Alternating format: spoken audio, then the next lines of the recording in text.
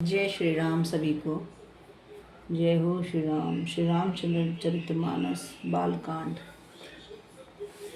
हे नाथ, कहिए वे दोनों बालक मुनि कुल के अनुभूषण हैं या किसी राजवंश के पालक, अथवा जिसका वेदों में नीति कहकर गान किया गया है। कहीं वह ब्राह्मण तो युगल रूप धारण करके नहीं आए। मेरा मन तो स्वभाव से ही वैराग्यपूर्ण बना हुआ है। इन्हें देखकर इस तरह मनुष्य इस तरह मुग्ध हो रहा है जैसे चंद्रमा को देखकर चकोर। हे प्रभु, इसलिए मैं आपको सत्य निश्चल भाव से पूछता हूँ। हे नाथ, बतलाइए, छिपाव न कीजिए। इनको देखते ही अत्यंत प्रेम के वश होकर मेरे मन में जबरदस्ती ब्रह्म सुख को त्याग दिया है। मुनि ने हंसकर कहा, हे राजन, आपने ठीक यथार्थ ही कहा। आपका वचन मिथ्या नहीं हो सकता। जगत में जहाँ तक जितने भी प्राणी हैं, यह सभी को प्रिय है।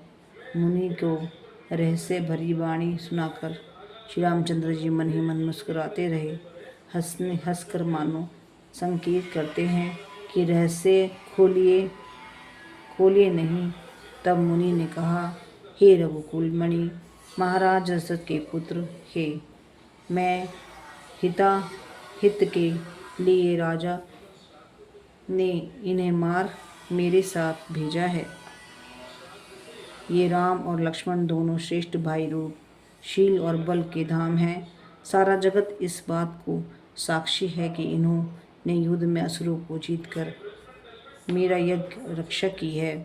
राजा ने कहा, हे मुनि, आपके चरणों दर्शन करके मैं अपना पुण्य प्रभाव कह नहीं सकता। ये सुंदर श्याम और गौर वर्ण में दोनों भाई आनंद को भी आनंद देने वाले हैं।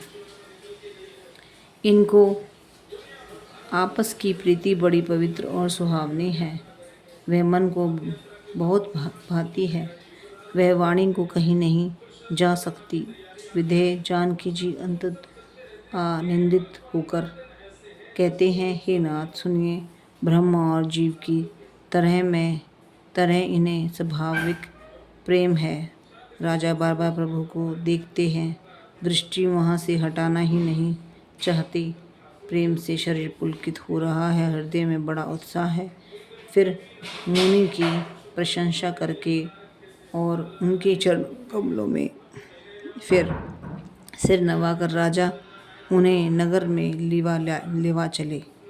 एक सुंदर महल जो सब समय सभी ऋतुओं में सुखदायक था, वहाँ राजा ने उन्हें ले जाकर ठहराया।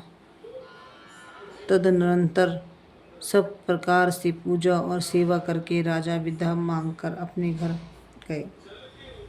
रघुकुल के शिरोमणि प्रभु श्री रामचंद्र जी ऋषियों के साथ भोजन और विश्राम करके भाई लक्ष्मण समेत बैठे। उस समय पहर भर दिन रह गया था। लक्ष्मी जी के हृदय में विशेष लालसा है जाकर जनकपुर देख आए, परंतु प्रभु श्री रामचंद्र जी डर है। फिर मुनि से भी सब पूछते हैं, इसलिए प्रकट में कुछ नहीं कहते, मन ही मन मुस्कुरा रहे हैं। अंतर्यामी श्री रामचंद्र जी छोटे भाई मना की दशा जान ली। तब उनके हृदय में भक्त वात्सल्य उमड़ा आया। वे गुरुवर की आज्ञा पाकर बहुत ही विनय से साथ सकुचते हुए मुस्कुराकर बोले, जय श्री राम। जय श्री राम। बालकांड का ये पाठ मैं यहीं समाप्त करती हूँ। आगे मैं कुछ और कहूँगी।